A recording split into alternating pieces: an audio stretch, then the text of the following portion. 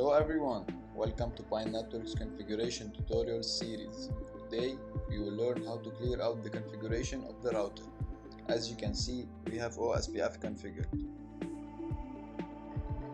To clear out the configuration, we will have to jump to enable mode and use the command copy empty config to startup config.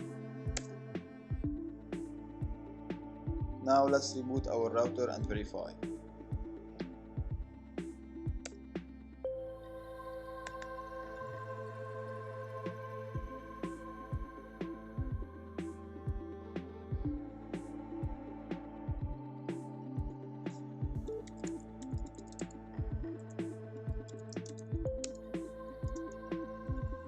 As you can see, there is no current configuration.